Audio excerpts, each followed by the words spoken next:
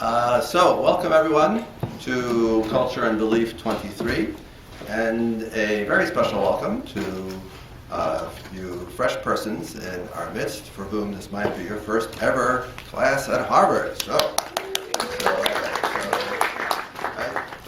Okay, let's talk about the syllabus and the books and so on. So as you know, the course is about the Hebrew Bible.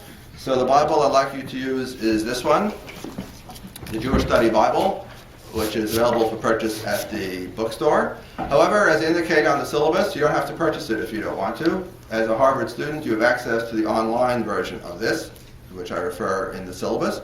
And not all of you may necessarily want to have a Bible, a hard copy Bible. And if you don't, it's much more convenient to look at an old-fashioned book, a low-tech book. It's much more convenient and much easier. But if you want to save 25 or 30 bucks or whatever it is, then you don't have to buy this at all. Now, why am I using the Jewish Study Bible? Is it because I'm Jewish? Is that why? Is it because I'm trying to convert you to Judaism? Is it because I have some nefarious agenda? No, I do not believe so. You will tell me otherwise, perhaps. Right? But I do not believe so. Right? I'm using the Jewish Study Bible because, as we'll discuss more fully on Friday, the Jewish Bible is shorter than the Christian Bible. Right? The Christian Bible has a lot more books in it. Right? The Christian Bible has these 24 books, which is how Jews count. I'll come back to that on Friday. These 24 books plus 27 additional books, right, in what the Christians call the New Testament. So if you have the same 2,000 pages, but you have 24 plus 27, or you have only 24, you have a lot more room for annotations, essays, notes, and other such infrastructure in a Bible such as this. So simply, these are the books of the Bible we're talking about. They're all here. They're very lovely notes, annotations on the page, lovely introductions, very nice essays. We'll be looking at a couple of them during the course of the term. So it's simply, pedagogically speaking, a useful tool. In addition, I know most of the contributors. Right, so that's why we're using this Bible. Okay? If you have another Bible around the house, you stole a Gideon's Bible from a motel, some missionary gave you the King James Bible, right, someday. Right, can you use that instead? Answer, well, I'd rather you do that than not do the readings at all, right, to be sure. But having said that, the Bible is a very difficult book. It is a very elusive book, right? You need help to understand it. You can read it, sure, but to understand it, you need help. Help is provided in this Bible by the form of annotations, which are very useful and very helpful to the reader. If you have a bare naked Bible, like a Gideon Bible from a motel, right, all you have is a bare naked text. And I would respectfully submit you will not understand it, both because it's King James English from the 17th century, A, lovely indeed, but like Shakespeare, completely incomprehensible, right? And B, the absence of annotation means the text is inaccessible. Therefore, I strongly recommend and encourage you to get access to this, either do the online, or just go to the bookstore. You can buy a used one of these for not terribly much money. And you know what? It's not a bad thing to have around the house, a Bible. Another book we'll be using, for those of you who are serious students of Jewish and Christian antiquity, will want to buy this Just a Martyr Dialogue with Trypho. But again, this is available online, and if you're not at all serious about these matters because you're majoring in economics anyway, then you can do this online. But if you're a serious student, you want to impress the professor, you will buy one of these, which is also available for sale at the bookstore. And that's it. All the other readings, and a lot of other readings, I make an effort to find things that are online. Some of them are in the gray copyright zone, so the page is open only to Harvard students. Right, but as far as I know, I'm not violating any copyright laws, as far as I know, and all the readings are available online, either on the page or through links provided on the syllabus. So as far as that goes, there's only a modest capital investment required for this course beyond coming to Harvard College and living here already, bankrupting your parents' assets. Let me talk now a little about the Hebrew Bible, the importance of the course, and then who you are in this course, or for whom is this course intended. So the course is about the Hebrew Bible. Now I would respectfully submit that there is no such thing as Western civilization without the Hebrew Bible. This is what I meant earlier when I said I passionately believe in the importance of the subject. Right? The Hebrew Bible is one of, I'm not going to claim it's the only, let's be serious. Right? But it is one of the key foundational documents of Western civilization, for good or ill. Consequently, some understanding of the document, and no less important, how that document has been interpreted, right, is essential for any person, any literate, educated person in the Western world. Now, this course then deals with two separate but intersecting questions. One question is the Hebrew Bible itself. What does the Hebrew Bible say? What are its stories? What are its messages? What are its themes? Various poetical passages, its motifs, its rhetoric, and the like. Set of issues number one. Set of issues number two is how do Jews and Christians read, interpret, understand the Bible? What messages did they extract from the Bible? What truths did they claim to take out of the Bible? Now, these questions are not exactly the same. One is the Bible is a book. We can talk about what it means, what it doesn't mean, etc. The other is a set of questions about how the Bible is received, how the Bible is understood, how the Bible is read. So we're doing both of these in this course, but the emphasis of this course is on the latter, not the former. That is to say, this course we will be talking about the Hebrew Bible itself, Hebrew Bible per se. For example, Friday is what we'll be doing, and we're doing that from time to time along the way. But this course is not an intro to the Hebrew Bible. If that's really what you want, then you may want to take the other Gen Ed class that I teach on alternate years with this one, which is an introduction to the Hebrew Bible, where we basically spend lots of time reading the Hebrew Bible, right? Then reading modern scholarly studies of the Hebrew Bible, its historical background, where it comes from, who wrote it and when, and how it was composed, and who assembled it and why, and for whom does it speak, and etc., etc. We're not doing that in this course. In this course, we will spend a little quickie time surveying some of those things, but as for the rest, I'm simply going to read the Bible the way Jews and Christians read it. And the Jews and Christians about whom we are speaking in this course did not take my course on Introduction to the Hebrew Bible. They did not know all the things that we know about how the Hebrew Bible came to be assembled, and came to be written, and what place it had in society. No, they didn't know that. They just read the book and thought it came from God and told them what to do.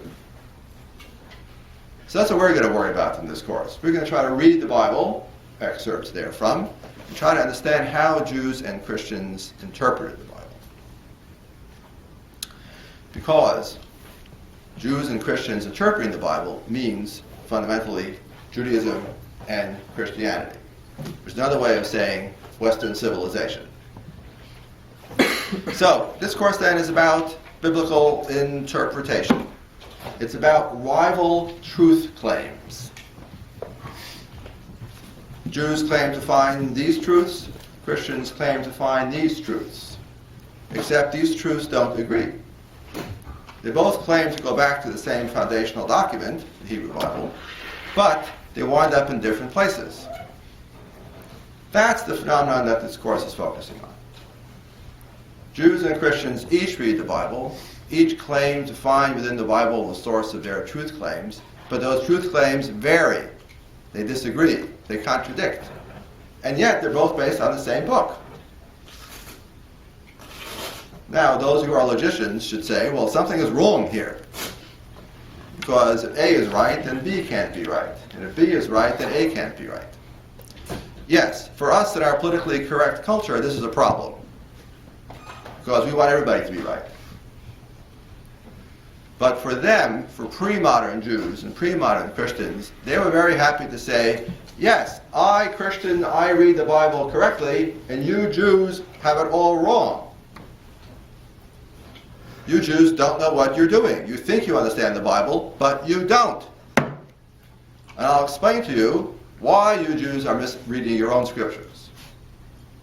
And the Jews will say exactly the same thing back to the Christians. And they say, well, you think you're understanding Scripture, but clearly your interpretation is impossible. And I'll give you 32 reasons why it's wrong. And the Christians will say in reply, no, you got it wrong. Anyway, that's what this course is about, this delightful exchange of opinions, right, between Jews and Christians, mostly in antiquity, but occasionally we'll look at modern times, and occasionally also medieval and or modern times, in which we have Jews and Christians arguing about the truth claims of Scripture. In other words, Judaism and Christianity. In other words, Judaism says Christianity is false. Christianity says Judaism is false. We don't talk that way anymore. We are too politically correct, right? We are afraid of saying anything that somebody else might find the least bit insulting, off-putting, upsetting. So as a result, we're very carefully to tiptoe around all these minefields. But we'll be reading some classical texts where they're not embarrassed to say this. Christianity is false because. Judaism is false because. Well, that's what we'll be seeing in this course. In this course, then, I'm not focusing on history. I'm not focusing on the history of Judaism, the history of Christianity, the history of Jews, the history of Christians. That's not what this course is about. It's not a narrative in that sense. Right. So this course is not a course on history. I'm not doing a narrative history about history of Judaism, or history of Christianity, or history of Jews. That would be another course, different course. I'm interested here in truth claims. What do Jews claim to be true? What do Christians claim to be true? So I hope that I made up the course in such a way so that if this material is new to you, you'll nonetheless be able to follow it and understand it. Now, if you have gone to Sunday school or Hebrew school or Bible school or some such, will that be an advantage to you? Of course it will be. I can't pretend that it won't be. Of course it'll be an advantage because you'll understand right away things that other people have to look up. I understand that. And there may well, I assume there are in this room, some of you who have in fact gone to Hebrew school, Sunday school, Bible school, or whatever. And that's great. On the same token, I am assuming that for many of you, this is all new. Namely, you've heard about the Bible, but if you've gone to your standard, generic, middle class, upper middle class, suburban high school, which I assume where most of you are from, then of course you didn't do Bible. Because we don't do Bible in America because we're afraid to touch it in public schools. Because whatever they're going to do is going to be wrong or offend somebody, so you solve it by not doing it. And therefore your knowledge of Bible and Judaism and Christianity also is reduced to that which is filtered down into common culture, which is another way of saying not much. So here's a chance to fill in that lacuna, right? Here's a chance to learn something about these things. Who are we in this class? Right. First person plural. Who are the we of this class? Is it we Jews? Is it we Christians? Is it we monotheists? Or in the Islamic formulation, we who believe in the unity of God, we the unifiers of God? The answer to all the above so far, of all the choices I've given you so far, the answer is no. It's not we Jews, it's not we Christians, it's not we who believe in God, it's not we any of those things. No. The we of this class, the community of this class, is we who are trying to understand how the Bible functions as a source of truth in Judaism and Christianity. We, in fact, may personally believe that all this stuff is bunkum. This whole thing is so stupid, you don't understand for a minute if anybody could take it seriously. That's fine. That's your opinion. Fine. That does not excuse you, however, from the historical task in front of us, which is to understand what are the truth claims of Judaism and Christianity, and how Jews and Christians, who are also not stupid, right, found those claims in Scripture. and the process by which truth is extracted from a very difficult, very resistant text. That's the we of this class. We are trying to understand that process, trying to understand how rival truth claims can derive from the same common source. That's the we of this class. Now, I freely confess, and as this little weenie on my head attests, I freely confess that I, Shia Cohen, right, have some kind of existential stake in this debate. I do not pretend otherwise. I am not feigning here complete objective neutrality as if I can preside from some Mount Parnassus position where I can look down benevolently upon all that which takes place before me. No, no, no. That's also bunkum. If I were trying to claim that to you, you would know immediately that I'm lying. So I'm saying it up front. I, Shia Cohen, am a Jew. I, Shia Cohen, am an affirming Jew. I affirm my Judaism. Right? My wife and I work very hard to have a Jewish home and a Jewish family. At the same token, I also am aware of what I just said a minute ago. Our class here, this class is not about selling Judaism. This class is about understanding Judaism. This class is not about selling Christianity. This class is about understanding Christianity. And I will do my good faith best effort to be completely fair and neutral. That is to say, my job is to help you understand Judaism and its truth claims, and understand Christianity and its truth claims. Which of those truth claims are true is not my job. For all I know, they're all false. Or they're both true. I don't know. That's where I get off the train. Right? That's not our job here in this class. Now, if at some point you think that I am being unfair, I'm giving Judaism a hard time or Christianity a hard time, then your antidote to that is the following. You raise your hand and tell me, but, Professor, my minister in church told me X. Or in yeshiva they taught me Y. Or I remember reading somewhere that Maimonides says X. Or Aquinas says Y. Or I read that the Baptists believe, well, I'm a Baptist and. That's fine. I don't know if we'll have time to discuss all those things in class itself, especially if there are a lot of them, but this is the kind of thing we readily can discuss in section. We can certainly discuss them privately, and from time to time we can discuss them in class too. So how can I be sure that I'm not, quote unquote, selling Judaism and bad-mouthing Christianity? I can be sure that because I listen to what I'm saying. I have ears as well as a mouth. So I hear what I'm saying. And second of all, you will keep me honest. And third of all, I'm trying very hard to be fair. Now every year I get usually a little critique in this, every year. Every time I teach this course, I've had a critique of some student accuses me of being biased against Christianity. And I gotta tell you, that really hurts. But I'm trying so hard to be fair and neutral. But I will say this, I am anti-Christian, that is true, if you also allow me to say in equal measure at the same moment, I'm also anti-Jewish.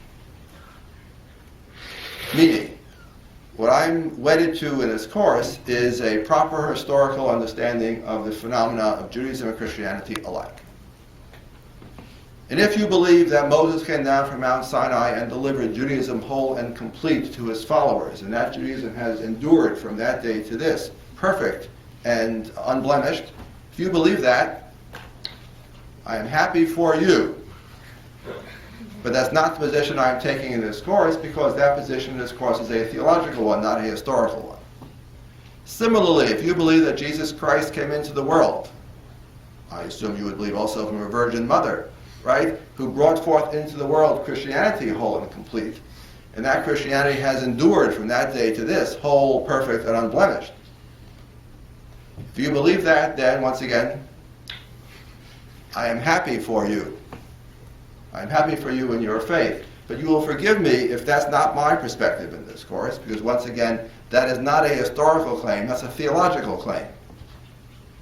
And for me, the historian, Judaism develops from X to Y to Z, just as Christianity develops from X to Y to Z. And these developments take place in historical time, subject to historical forces and historical circumstances, some of which we understand, some of which we don't fully understand because of the documentation, but which we nonetheless try our best to understand.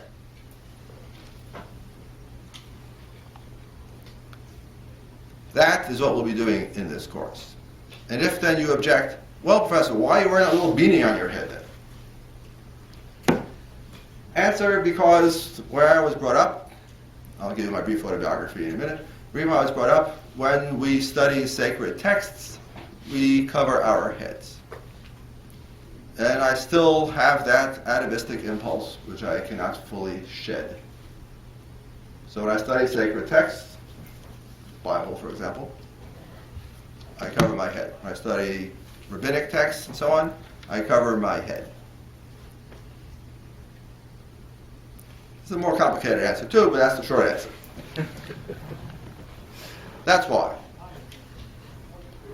And if it reminds you from time to time, yeah, the professor is Jewish, and maybe that's not always completely irrelevant to what he is saying, well, all right, that's okay too. Because I can't be other than what I am. Here are questions on this. We're just swimming here through some very deep waters. So, who are you, Professor?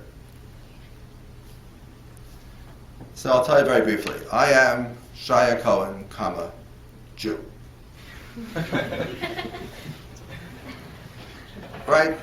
No use hiding it, no use pretending. In spite of this Ivy League veneer, which I have, the veneer wears very thin. I understand that. And the little, the yeshiva boy from Queens, nonetheless comes out very quickly. So that's why I don't even try to hide it, because what's the point? Right. So I was brought up in an Orthodox home in Queens, in New York City. I went to Jewish parochial schools, Jewish denominational schools my entire life, from grade K all the way through grade 16, which is another way of saying I went to yeshiva college. So I have a BA from yeshiva college. So the first time I had a non-Jew as a classmate, I was in graduate school. So you would say that I had a kind of sheltered parochial upbringing, which has its pluses and minuses, as we all know. It has very strong pluses, for which I'm ever grateful to my parents. At the same token, of course, there is a minus, which is it's parochial, narrow, etc. I think I've managed to overcome that, or to overcome some of this narrowness by dint of my education and reading since then. And but again, I bring with my background with me before you, and I can't pretend to be other than what I am, which is an old yeshiva boy. So after that, I got a PhD from Morton Smith and Columbia University. Morton Smith was a well-known hater of all organized religions, especially Christianity, but Judaism too. But insofar as saying nice things about Judaism would needle his Christians, so therefore he liked Jews, because it's a way of needling Christians, who for him were a bigger target than Jews. So he was a complicated kind of guy, Morton Smith. But from him I learned the hermeneutics of suspicion, which means to say whenever I read any text, and whenever you read any text, the first question you always ask is, why does this SOB expect me to believe these lies? That's what I mean by the hermeneutics of suspicion, right? That you assume the author is trying to pull one over on you. So why does this SOB want me to believe these lies, right? That's the essence of hermeneutics. That's what I learned from Morton Smith, which was very different from what we learned in yeshiva, right? Trust me, it was a different kind of experience. But from there is where I learned my, ecumenically minded ability to read all classical texts and simply ask, what are they trying to say? I don't have to believe them. I don't have to believe in them. I do have to try to understand them. That's what I learned from Morton Smith. But at the same time, I continued my Jewish education and got a rabbinical degree. So I have a rabbinical degree on the side in my pocket. And then from there, okay, the rest doesn't really matter. So you can Google me and you'll find out all about me if you want. Most important thing is I have a wife and 4 children. That's the most important thing. Okay, that's a little bit of brief autobiography about me. Yes, sir. How much of the Bible itself will we actually be reading? Good question. In this course, we'll be reading excerpts here and there from the Hebrew Bible. We'll really be reading only those passages that later Jews and Christians make much of in their arguments and debates with each other. So we're reading a chapter here, a verse here, a paragraph here, a paragraph there, that sort of thing. We'll not be reading sustained long sections of the scriptures because this course is not an intro to Hebrew Bible. That's what we do in the other course. So here you need the Bible handy because you need to look at those passages and understand these are the ones that are contested. These are the passages which Jews and Christians dispute. All right, those are the ones we'll be looking at. Yes, sir. Why do you have to cover your head when studying the Bible? Or why were you? Excellent. The complicated reason is as follows. One covers one head in Jewish tradition to show respect. Right. So in Western tradition, like the good old days when men used to wear hats, remember that? Just before your time. Men used to wear hats. So when a lady walks into the elevator, you take off your hat. Right? We say the Pledge of Allegiance, right? You take off your hat. Right? So we take off hats to show respect.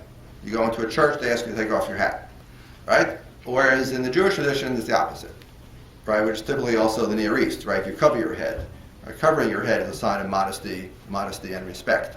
So the Jewish tradition is then to cover the head. Now it turns out it's not actually for studying the text, it's actually for reciting the name of God. And okay, in moments where you might recite the name of God, the tradition is that you would cover your head. This has a long, complicated story. It did not become a normative custom until the High Middle Ages, until around the 14th century. Right? Before that, it was only a few pietists who had this custom. But in the 14th century, it became a common custom among Jews to cover one's head as a sign of respect, especially when praying, reciting the name of God, and so on. So that's where we come from. Okay? Yes, sir. What does the second book there talk about? This thing? Yeah. The dialogue, yeah, okay. So Justin Martyr, dialogue with Trypho. Right. So we'll introduce him in a couple of weeks. So Justin Martyr was a Christian of the 2nd century CE. 2nd century CE, Common Era, AD, if you'd like. I'll talk about that on Friday. And Justin Martyr wrote a book, Dialogue with Trypho the Jew, in which he, Justin, the Christian, right, is trying to convince Trypho, the Jew, that he, Justin, and Christianity read the Bible correctly, and that Trypho misunderstands the Bible. Right. So his argument is that you Jews have the scriptures, but you don't understand your own scriptures. That's the theme of this book. Unfortunately, one wishes this were a little better edited and a little tighter and a little bit more exciting. This actually is deadly dull and kind of wandering and long. So we'll be reading excerpts from it. I can't just give you the whole book to read straight because you'll yell at it, you'll protest. Right. So, but the theme of the book is smack dead on for this course, and excerpts are extraordinarily interesting, which Trypho, the Jew, says, Justin, what about this? But Justin, of course, always has a comeback. May I remind you who wrote the book? It's Justin Martyr, so we understand who's going to win, and we sort of know that in advance, right? Having said that, it's still it's an argument between a Jew and a Christian written by a Jew about the Bible, in which each side claims to read the Bible correctly. Okay? That's why we'll be looking at excerpts from this book. Other questions? How historically accurate do we consider both the Bible and the New Testament to be, and do we consider either or both of them to be inspired by God? Well, what do you mean by we, Kim Wasabi, is the, right. Do we consider the Bible? We in this class have no opinion on these subjects. We in this class do not know and do not care if the Bible is historically accurate or true. We do not know, we do not care in this class because it's immaterial to us. Our task is the same, whether the Bible is written by God or not. Indeed, whether both parts of the Bible are written by God or only one part of the Bible, and if so, what does that mean, written by God, which is not a small and simple question either. On all those points, we in this class have no stated position because we in this class have a task to do, and our job is to understand the texts. And that task is the same whether there is a God, there is no God, God wrote these books, God didn't write these books, Christianity is true, Christianity is false. Still on a text. What did the text mean? Why do they argue the way they did? What do they mean? What's their point? And that's our job. Okay, everyone. Nice seeing you all. Hope to see you back on Friday. So Friday.